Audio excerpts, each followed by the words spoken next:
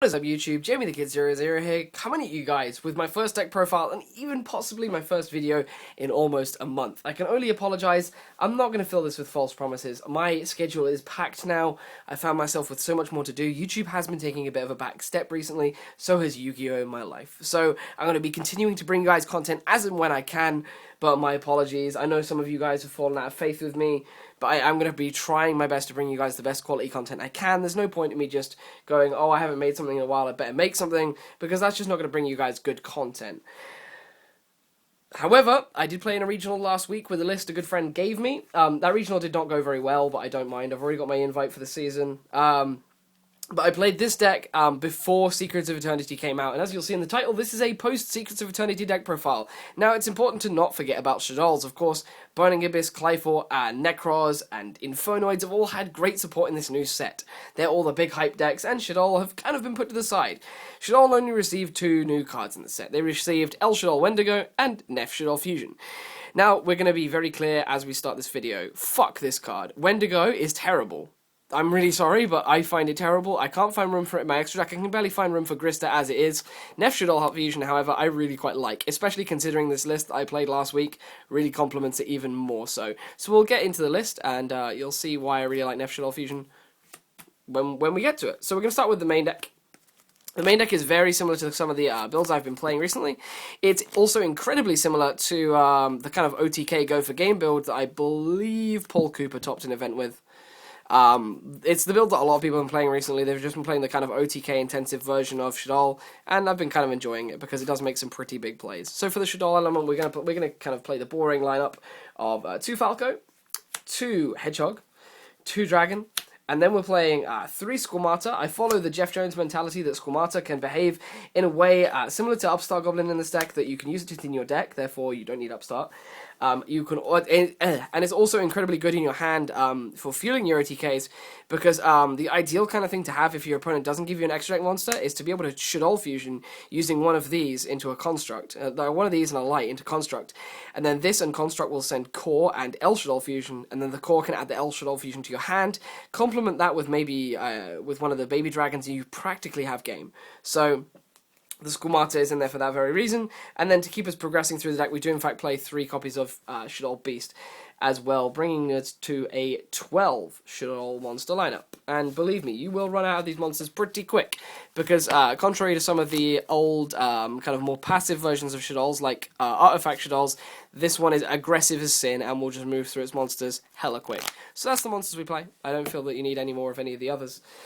We then play in the supporting cast 3 copies of Mathematician. I never see this for some reason. Like I wish I could see this card more. It's like the ideal opening card in my opinion, but you just don't see this guy as often as you like to. So 3 Math. I'll keep them in shot for now. And I'm then playing 3 copies of Denko Sekka. You guys know you have to play Denko Sekka by now. And when this is an OTK based build, of course you're going to be playing Denko Sekka. And for all the Denko Sekkas I was playing at the regional, for some reason I still managed to lose to 2 Satellites. I don't understand how. Well, I do, because I didn't see very many monsters. But Denko Sekka was meant to win me those matchups, didn't. Well, it happens.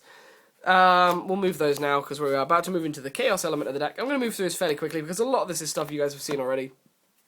I'll talk about the more, I suppose, inventive elements of the deck. I play 3 copies of White Dragon and 1 copy of Black Dragon. You just kind of want the room. Black Dragon is a really bad draw. You want to search it with the White Dragon, because, of course, if you're searching it off the White Dragon, you have a light engraved to make this live. Otherwise, you don't really want it, in my opinion. So 3 white and 1 dark is the perfect number. Like, you do find yourself wanting the other dark to search, but then you realise it would make your deck a lot more inconsistent, so. And Winder's only so good, so you don't want to just be spamming them out of your hand just to make Winders, because Winder isn't that great. And then the final monster I played was 1 BLS, because my Ultra is in my plant deck. I'm playing this horrible super, but there you go. Okay, I probably should have played my gold misprint, but well. I saw this guy a lot. I guess the super stacks. For these spells, we're playing a small series of 1-ofs and then just well, I say loads of 3-ofs. It was loads of 3-ofs until I cut 1 card for the new card from the set, Nef Shaddoll Fusion. I play Foolish Burial, because it's a power card. It can be whatever you want it to be, so I still really like Foolish in this deck. Snatch Steal, the card that recently came off the list. I think this is really, really good, so why wouldn't we play it? And then 1 copy of Refusion. Now, some people won't know what Refusion does. I know a lot of people have actually been putting this version of the deck online since the Limited and Forbidden list. changed, but this card reads, pay 800 life points, select one fusion monster from your graveyard, special summon it to your side of the field, and equip it with this card. When this card is destroyed, remove the equipped monster from play. Now this card's pretty cool, because I don't know if you realise, we play quite a few fusions, so the ability to bring them back is kind of cool. And another important thing is you have to realise the interaction between Refusion and this card, El Shaddoll Construct. Not only does it give you a 2800 beta for your OTK pushes, it also gives you a Foolish Burial, because you'll actually find that Construct reads, if this card is special summoned, you can send one Shaddoll, not fusion summoned. So if you revive this, you can activate its effect to send, which is kind of good. So getting you free send is excellent, and it also kind of gets you guy back when if your opponent tries to play clever, and when you attack with the El Shaddoll Fusion, if they MST this, or if they otherwise try and remove this, you can El Shaddoll Fusion this away into another construct. You can just do cool things, like whenever they would remove your guy that's come back off of this, you can El Shaddoll Fusion and then immediately add the El Shaddoll Fusion back. You can just make crazy plays. So those are one-offs. For the three-offs, I play 3 copies of Hidden Armory, the new excellent search card for Stat Steal. This allows you to mill 1 card off the top of your deck and then search your deck or your graveyard for 1 equip spell and add it to your hand. So now you're kind of probably thinking as to why this card's good. I mean, even better now. I mean, it was good because it can search Premature Burial and Mind Control, but now it searches, a fusion as well. Yeah, now you're kind of getting it, aren't you guys? So 3 Hidden Armory. I was playing triple Econ, but at the regional I realized like it just wasn't working out. There's the third. I realized it really does promote OTKs. It's really, really strong, but in my opinion, I saw it far too often. There were other supporting elements that I would have rather to have had, and I believe that the third being taken out from the Nef Shaddoll Fusion will be a more correct ratio for the way at least I play the deck. And then moving into the actual Shaddoll cards, we play 3 copies of Shaddoll Fusion, because you've got to. It's ridiculous. Same with the 3 copies of the El Shaddoll Fusion. You still have to play 3 of each of these. They're still incredibly essential. And then we play 1 copy of Nef or Nefe Shaddoll Fusion, however you want to say it. I think it's Nef. I'm actually going to read this card because it's kind of good. Activate this card by declaring 1 attribute and equip it to a Shaddoll monster. And that Shaddoll monster becomes that attribute. During your main phase, you can fusion summon 1 Shaddoll fusion monster from your extra deck, using materials from your hand or your side of the field as materials, including the equipped monster. You can only use this effect of Nef Shaddoll Fusion once per turn. Now, the only reason I'm playing 1 is because we basically play 4 in the fact that we play Hidden Armory. That's one thing. Also, we're already at the maximum kind of number of fusion cards we want to play. Playing any more than 6, in my opinion, leads to cloggy hands, leads to you seeing more fusion spells than you do the monsters, which is a problem. You need to keep the ratio good. So I'm only playing 1 of this. I did not want to minus any of these cards because I feel that they are inherently better, but Nef Shaddoll Fusion is a card that operates in a much different way because of its interaction through Hidden Armory. So, while it is slower, it does give me better access to El Shaddoll Grista, which is very, very strong in this Tellarknight matchup, very strong in the Clyfort matchup. So it's a card that I really wanted to see myself playing, but at the same time, it does have its weaknesses in that it is a lot slower than these 2 cards. But that's why I play that.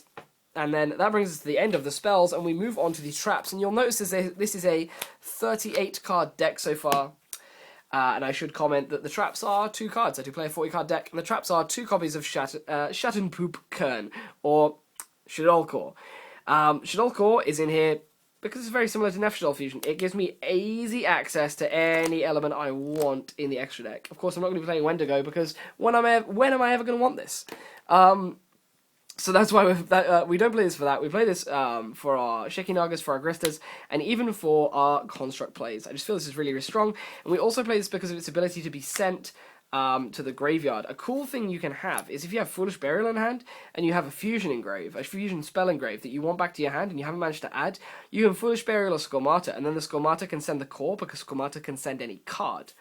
And then the core can add your fusion back to your hand, which is a nice backdoor into into getting certain spells to your hand. Like you have various ways to get things to hand. So that brings me to the end of the main deck. That is 40 cards exactly, I believe. I quite like the way this plays. It's kind of fun. It's kind of fast. So it's a bit Chaos Dragony, I guess, but it's just a fun version of Shaddolls.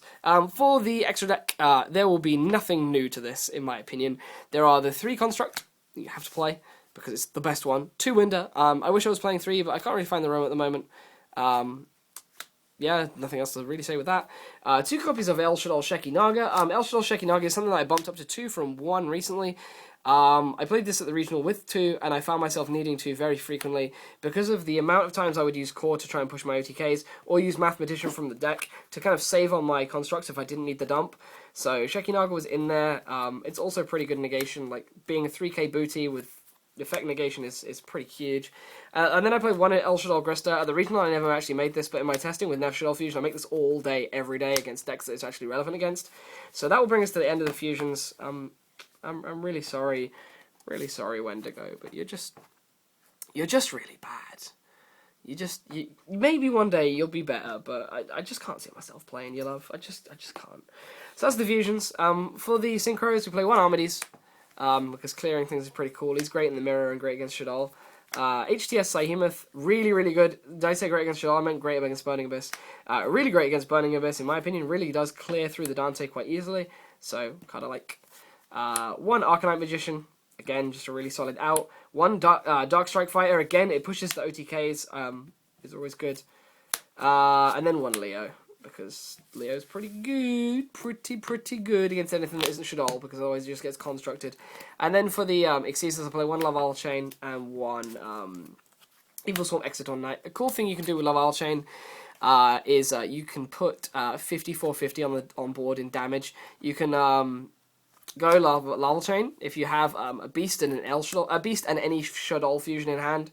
You can go into this guy, use this effect to stack BLS, fusion this and the Beast into Grista, and then the Beast activates and draws you the BLS, and you can drop the BLS. So it's kind of cool, little interaction you can have there, which is 5450, and however much more damage that the Grista, the BLS can poke over things for. And the E-Knight is just board clearance, because, you know, we always love board clearance.